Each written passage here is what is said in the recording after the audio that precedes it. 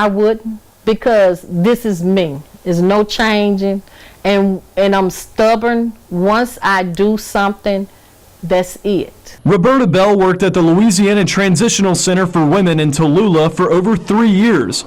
But a few months ago, she made a decision that forced her to put her morals over her job. And she told me, she said, I really need somebody to get my baby when I get ready to have it. She said, because I don't have anybody. The child in that clip is Kaysen Burgess, son of inmate Katie Burgess. After being told her mother is recently coming off a divorce and she didn't want Child Protection Services to take custody of Kaysen when he was born, Bell offered to take care of him until she was released. But not before asking her employers weeks in advance of Katie's due date if it would lead to any repercussions. Never got a chance to get back with me until like 2 or 3 days it was time for her to deliver. That news eventually came for Bell. She says she had already given Katie her personal information to transfer to the hospital in order for her to assume the caretaker role. Then she was told she was fired. I said, Major Murray, I said, if the hospital called me to come get this baby, I'm going to get him. He said, well, I'm going to have to terminate you. Now the 57-year-old caretaker is living in her home in Vicksburg without a job, but with the peace of mind that she did the right thing for Katie and Kaysen, as well as looking ahead to her dream goal. My passion was to open a recovery home for the women's coming out of prison. I have not been successful in that yet, but I know that I will be.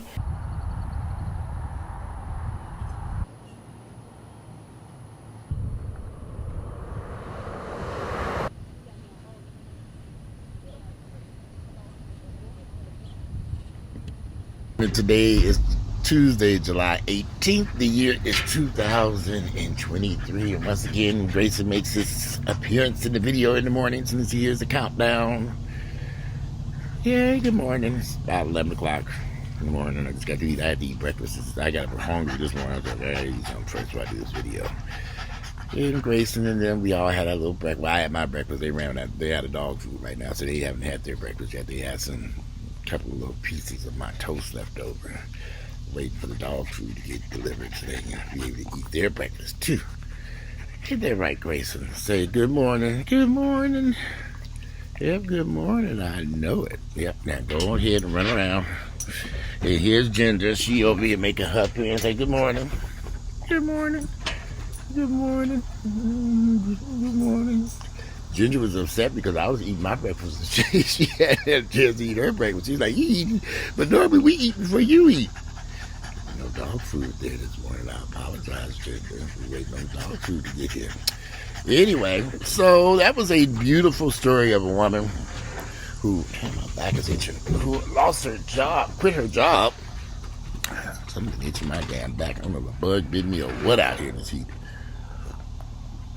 And it's hot out here too. She looked good. She was working at a prison system, and let me put this phone on mute. I apologize, y'all. She was working at a prison system, and one of the inmates at this particular maybe halfway house was about to give birth to a baby, and she had 2 months left. And she didn't want to take the chance of putting her, she had no one else to watch her child. And she was very concerned that she didn't want to put her child into the state custody because, it'd be kind of difficult to get your child back out of that type of nightmare.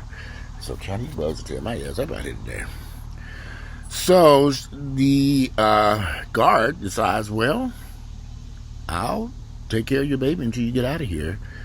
Which unfortunately meant that she was fired from her job because she violated the rules of the prison, giving out personal information to inmates. Although she knew that she would lose her job, she did it anyway. And she started a GoFundMe so she can be able to do this and help women who are in the correctional institutions who retain their children or have custody of their children, like a foster care or something like that. I'm not too sure how that would work in the state that they're in.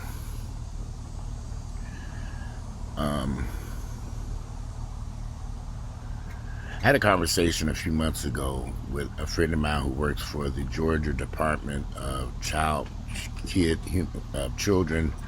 DFACS, Department of Family and Children Services. And I've known him for years, and he had popped in and saw my house. He was like, "Have you ever thought about taking in foster children?" And yeah, we had a very brief conversation about that. And then I had considered it, and I was like, "Oh, I don't know if I can even control these kids. I mean, these kids are bad today, and I'm going to bring these kids into my damn house. I've been and got locked up in here and tearing their asses up inside this house." But he asked me that, and he was telling me, I should consider, because I have all these extra rooms. There are children who need foster care. I don't think I'm the right person for that. I should have been there knocking one of them kids out. Really. My patience is about zero when they come in badass children. But,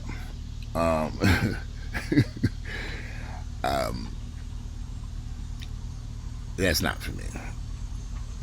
But I'm sure there are wonderful families and wonderful people out there and wonderful patient individuals who know how to deal with these badass children today.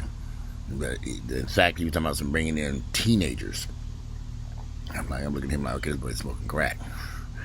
I've been in badass kids, and not all children who are in foster care are bad children. I'm sure there are some great children out there. I can imagine there are, who just need a home to live in.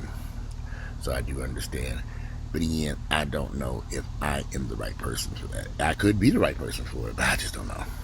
I wasn't going to find out either. At least not right now. Just finished this beautiful renovation, and I'm going to bring some children in here.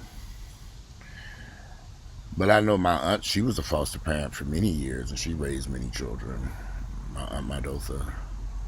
I always thought that was very noble of her. I wish more black families would get into foster care or adopting children, because there are so many thousands of children who need help, who don't have a family. And it's just weird to me how so many black children are brought into this world and neither parent wants anything to do with them. And they end up in foster care for whatever reasons. And some of these kids, some of these children never ever get out of foster care, never get out of the state custody until they age out of it. And I have friends who were in foster care, and I've heard the stories. Not all foster homes are good homes. Some of them are, some of them not. Just, one of my friends, he told me being bounced from house to house to house to house. That's why he's married now with his children, and he makes sure that he's there for his kids. And he's very protective of his children, very protective. In fact, he doesn't believe in babysitters or any of that type of stuff. He has to watch his own children. There are many men who are very actively involved in their children's lives, as I know plenty of men who are married with children and at home with their wives doing everything right. Sometimes we don't quite see that published in the media. But what I think this woman is doing is wonderful, because she has a kind heart, and she has that GoFundMe. I hope you all go donate to her. She's trying to raise $150,000. I donated $100. Let's see what she can. You never know what. Spread the video, show what she's trying to do. She needs help. I'm gonna post a link to her GoFundMe in the description to this video. There are so many children out here who need a home, whether it's temporary, just for a few months until their parents are able to. And she actually when the woman got out of mother, the inmate, she was released from the halfway house or detention center, wherever it was. She's actually staying with her while she gets on her feet. It's got to be very complicated coming out of prison, having children, a newborn baby, and trying to figure things out. I know it's got to be hard. I wouldn't wish that on anyone. I just wouldn't. I look at all these people running out here committing all these violent crimes. I mean, what do they think they're going to get? A slice of cheesecake and beachfront lounges when they get into that prison system. A day ago, an 18-year-old girl took her Nissan Sentra and ran over another girl, killing her at Cumberland Mall here in Atlanta. It was I saw that and I was like, what in the world? Why? Some of these people are not thinking wisely. They're making some really dumb decisions and they end up serving a lot of time behind bars. She's going to prison. She didn't kill somebody with a damn ran the girl over their car. People are very violent today and do a lot of stupid stuff and then they end up years behind bars. But anyway, these bugs are killing me, so there's going to be a short video. I just wanted to show that story. There was some other stuff I was working on, plus it's kind of late, so I'm on 11:30, and I have got to get out of here. I don't know how the time got away from me today. But if you go donate to this woman that's helping, she wants to open a home to help women who are transitioning out of prison, or maybe while they're locked up, their children could have a safe place to live. I think it's very noble. I think it's something wonderful. Like I said, I wish I had the patience to deal with children on those terms. I just don't think it's for me. But I know there are some wonderful, wonderful, wonderful people out there who love children, who have the patience and tolerance to deal with kids, who know how to and have a great home environment like I grew up in.